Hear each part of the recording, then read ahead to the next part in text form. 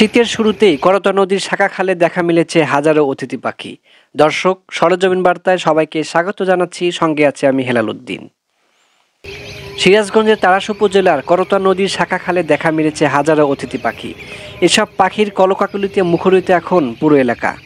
এই পর্যটক বা এই সাংবাদিকরাই আসে না, অনেক মানুষই এই পাখি দেখতে আসে।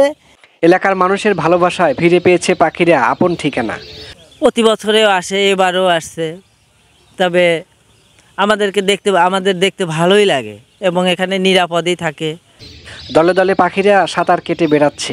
এসব পাখি দেখতে ভিড় করছেন বিভিন্ন এলাকার মানুষ। আন্তরিক শুভেচ্ছা। আমাদের এই প্রাকৃতিক বৈচিত্র্যময় একটা জায়গাতে আমাদের সরেজমিন কর্তৃপক্ষ দাঁড়ায় আছে, মানে তারা আসছে টুরিস্ট স্পটে। তো আমি শুভ সরকার বলছিলাম, পানিবিদ্যা থেকে পড়াশোনা করেছি, অনার্স মাস্টার্স দুটোই করেছি। তো আমার মনে হয় এই প্রকৃতির সাথে আমাদের সম্পর্কটা নিদারুণ। আমাদের এই যে অতিথি পাখি, ওরা শুধু রিউক্রেন রাশিয়া থেকে আসে, আমরা যদি ওদেরকে তাড়ায় দিই তাহলে ওরা তো আসবে না, প্লাস আমাদের টুরিস্ট স্পটটাও নষ্ট হবে।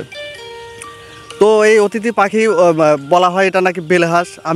আমি নিজেও গবেষণা করে দেখেছি, এটা আসলেই বেলেহাঁস। তো এদেরকে আমাদের সংরক্ষণ করা উচিত। আমি প্রাণীবিদ হিসেবে বলতে চাই, এদের সাথে আমাদের নিদারুণ সম্পর্ক আছে। এই বেলেহাঁস যাতে না মারা হয়, বাংলাদেশের সকল জনগণকে সচেতন হওয়ার আহ্বান জানাই।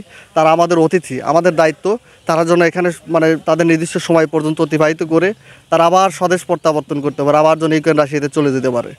তো এই নওগাঁ বাজারের পাশে তারাস থানা, নওগাঁ বাজার, সিরাজগঞ্জ জেলা, এখানে যে বিলটা আছে সেখানে হলো আপনার যে টুরিস্ট স্পট নওগাঁ বাজারের পাশে, যে এখানে প্রতি বছর আসবে, এদের একটা নিয়ম হয়ে গেছে। কাজেই এটাকে টুরিস্ট স্পট অবিলম্বে ঘোষণা করা হোক এবং এটা পাখিদের অভয়ারণ্য ঘোষণা করা হোক।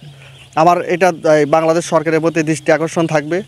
উপজেলা থেকে ইউএনও সাহেবের কড়া নির্দেশ যে এখানে একটা পাখি শিকার করলে 1 বছর তাকে জেল খাটতে হবে। এদিকে করতোয়া নদীর পাখি এবং আবাসস্থল নিরাপদ রাখতে স্থানীয়দের পাশাপাশি জেলা প্রাণী অধিদপ্তরও নজরদারি রাখছে। চলন বিল থেকে হেলাল উদ্দিন, সরেজমিন বার্তা।